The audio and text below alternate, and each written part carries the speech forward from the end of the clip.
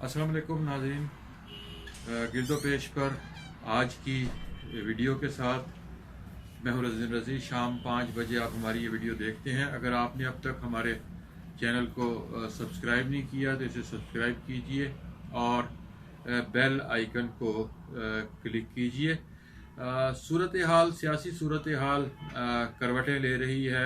बहुत सी अफवाहें जन्म ले रही हैं, बहुत से खदशात पैदा हो रहे हैं। जो बरसर इक़्तिदार तबका है उसके लिए कुछ खदशात हैं, और जो अपोजिशन में हैं, जो लोग तहरीक चला रहे हैं, वो खासे हौसले में दिखाई दे रहे हैं। और ये हौसला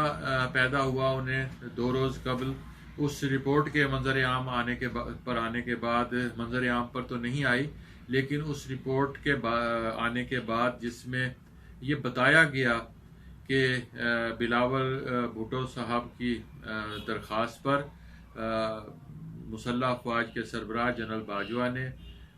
IG पुलिस सिंध के अगवा के मामले की जो तहकीकात का हुक्म दिया था उसको मंतकी नतीजे तक पहुंचा दिया गया है। और जो 2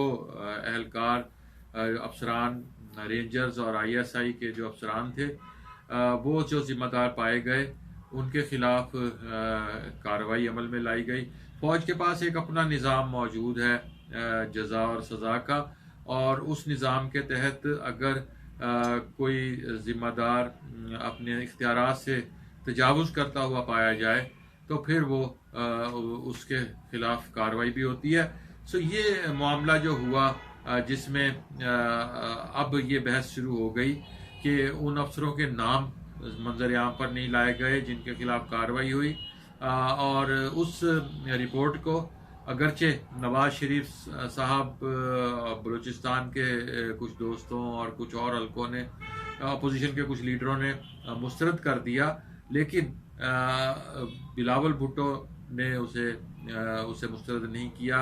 मौलाना फजलुर रहमान भी अभी उस पर खामोशी इख्तियार किए हुए हैं, उनका रद्द-ए-अमल भी सामने नहीं आया। इससे अपोजिशन को ये एक उनके जो बयानिया चल रहा था जिसमें वो मुसल्लह अफवाज के खिलाफ गुफ्तगू भी कर रहे थे और उस बयानिए में वो इल्ज़ाम तराशियाँ भी कर रहे थे, उस बयानिए की बहुत सी चीज़ों को ये तक़वियत भी मिली, और उस बयानिए को उन्होंने ये बताने की कोशिश की कि शायद हमारा बयानिया जो था वो दुरुस्त था, लेकिन मुसल्लह अफवाज की जानिब से अपोजिशन के मुतालबे को तस्लीम करने पर जिसको वज़ीर आज़म साहब जिसका मजाक उड़ा रहे थे और जिसके बारे में उन्होंने एक इंटरव्यू में भी नाराज़गी का इजहार किया था, अब ये बहुत सारे सवालात पैदा हुए हैं कि ये जो ISI वाली ISPR की जानिब से जिस तहकीकात के नतीजे का ऐलान किया गया है,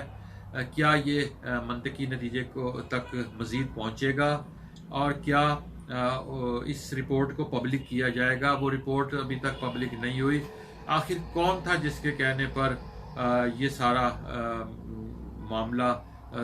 जो है वो इस नहज तक पहुँचाया गया कि खुद फ़ौज को मुदाखलत करनी पड़ी, और वज़ीर आज़म जिनके अहकामात पर सब कुछ होता है वो इस सारे से लाताल्लुक़ क्यों थे, और क्या वज़ीर आज़म